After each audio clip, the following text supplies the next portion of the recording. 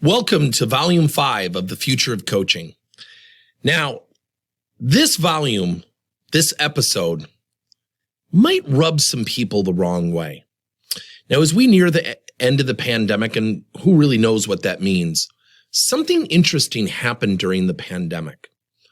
Now, I'm going to illustrate what happened during the pandemic to talk about what I think is going to happen in the very near future and why our leaders need to be ready. Most people fight change, yet there was no fighting to be had during the pandemic. We didn't have a choice. I think about companies with 1,000 employees. We have a number of companies in that range who are our clients.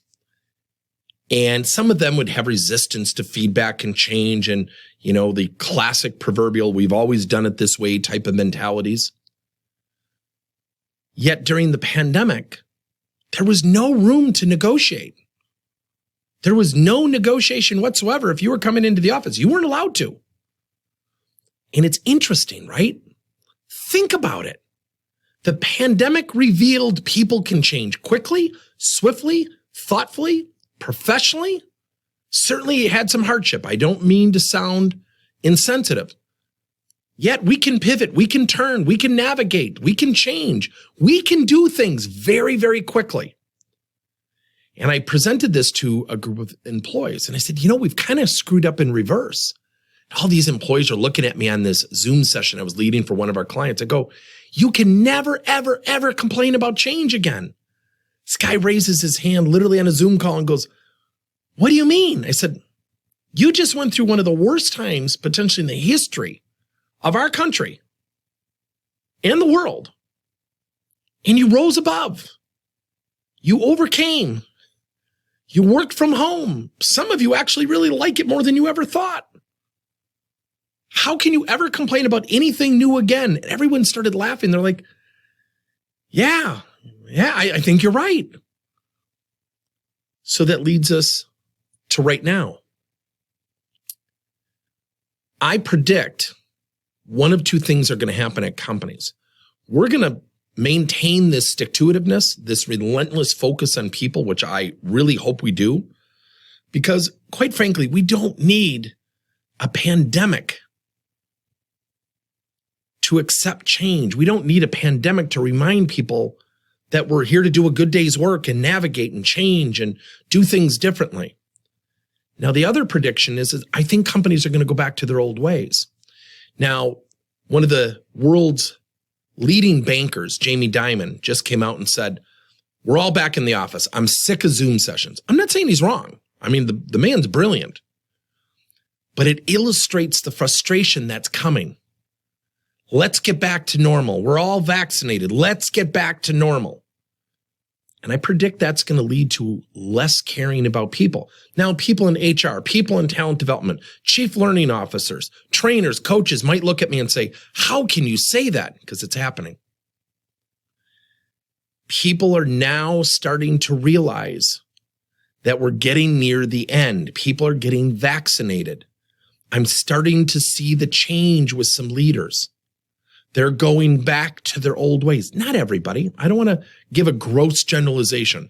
So companies are going to go one of two ways. We're going to maintain thoughtful, empathetic interactions with our people. I mean, let's be candid.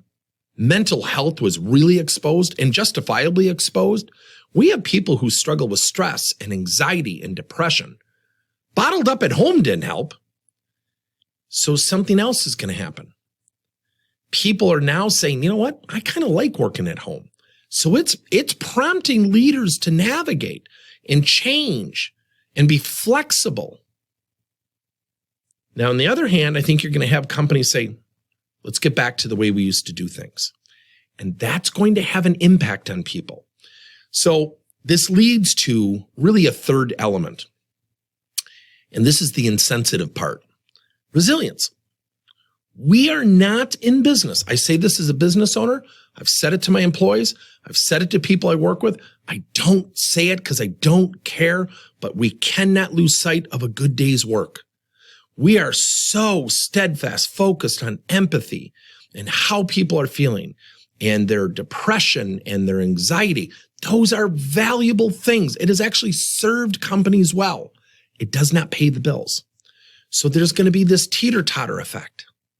I can't stop looking at my people to see how they're feeling, but we got metrics to hit. That day is here. And how do you get that reconciled? What's the perfect balance? I contend there is no perfect balance. And I'll share a story. I have one of my favorite clients in New York, and I had one of their leaders say something to me.